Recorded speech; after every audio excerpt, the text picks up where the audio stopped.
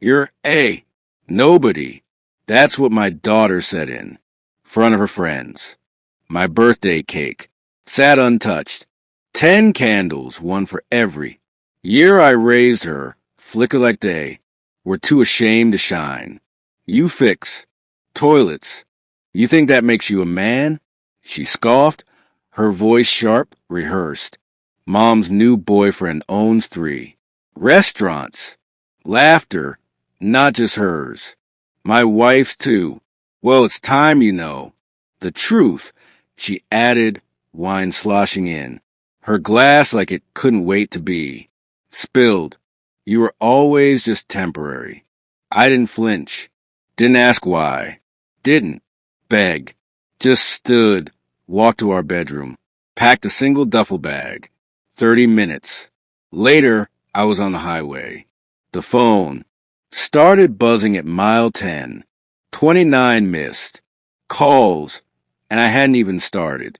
I met Claire when I was 23. She was the dreamer. I was the fixer. That's how we worked. I built the life she imagined. I laid tile while she decorated kitchens. We barely afforded. I skipped nights. Out, worked double shifts, and fixed other people's toilets to keep our lights on. When Ava was born, I held her. Before the nurses even cleaned her off, my hands were calloused, but I held her like glass. I thought love meant providing. I didn't know they'd measure me by my silence, my absence, my unglamorous hands. At first, Claire was proud of me, called me her man. Somewhere along the way, she stopped saying our future, started saying my needs. Late nights became frequent. Restaurant receipts she forgot to throw away. Ava started mimicking her mother's sighs. That's how I knew. Betrayal doesn't always scream. Sometimes it just echoes. The clues weren't dramatic. A second phone hidden in her purse. I found it when I was looking for allergy meds, messages from Cologne, reservations for 2 pictures. His arm, her dress, their smiles. I didn't confront her. That's not who I am. I watched, waited, memorized. She thought I was dumb because I didn't speak much. But silence is sharper than a scream. It listens. It remembers. And Ava, she was slipping, too. Daddy became David. Eye rolls. Replace hugs. She mimicked the man she'd never met and spat on the one who raised her. I didn't cry. Didn't break. I just decided if I was temporary, then I'd leave a permanent mark. I move in with my brother 2 towns over. Use the distance to breathe, but not to forget. Revenge is like plumbing. It's all about pressure and timing. First, I called in favors. I fixed pipes for judges, cops, business owners. People owe you when their lives flooded too. I asked quietly. No questions, just yes. Next, I trace Colin. 3 restaurants, all under Claire's name for tax purposes. Interesting. Found out he had prior minor fraud, gambling debts. He was smart but not clean. Claire didn't know. I did. Then came the recordings.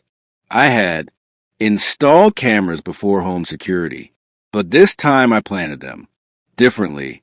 Hidden in a smoke detector, a vent, a light bulb. Watched them in my old house in my bed. Heard them talk about how dumb I was about bank, accounts, retirement funds, liquidation. They were planning to drain me dry. Already started. Claire forged my signature on a joint account form. Moved half. Didn't even hide it. Well, that's when I smiled. Step 1, bank fraud. I Reported the forged signature with proof. Froze the account. Reported every transfer. Filed police reports. Froze. She'd set in motion.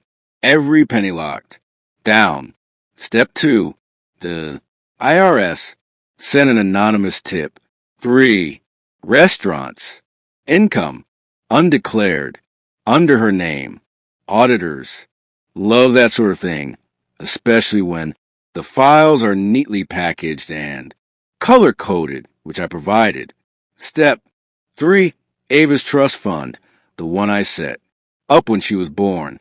She didn't know I had set it to unlock at 25 only if certain conditions were met. I rewrote the conditions she'd have to prove. Independence, no handouts, no parental. Cosigners, no gifts, just herself. Let's see how far. Entitlement goes when it has to walk. Step 4, the video. I had one clip, just one. Claire and Cologne talking about ruining the idiot. I uploaded it, unlisted, and sent it to Claire's employer, a respected design firm with values. Her job disappeared in 2 days. The final nail, the dinner. I asked to meet acting broken. Told them I'd sign anything if we had one last meal as adults. They agreed. We sat at Collins. Fancy restaurant. Claire wore red. Dress. She always wore red when she thought she'd won. I slid an envelope across the table. Inside, copies of everything. Account, statements, IRS letters, video stills. Colin Paul Claire's hand shook. I leaned in calm, cold. You were right, I said. I fix things, including you. Colin tried to talk. Claire reached for my hand. I pulled back, stood up, tipped the waiter. You want to check your kitchen staff, Colin. One of them's wearing a wire. Say hi to the health department. I walked out. Their voices didn't follow. Only the silence. My silence. The kind that buries. They tried to erase me. We're right. The story without the man who built it. But I don't vanish.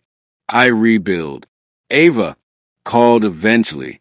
Left a message. Apologies. Regret. Maybe real. Maybe not. I didn't call back. Betrayal is an art, but so is revenge. And I don't fix toilets anymore. I fix legacies. Permanent.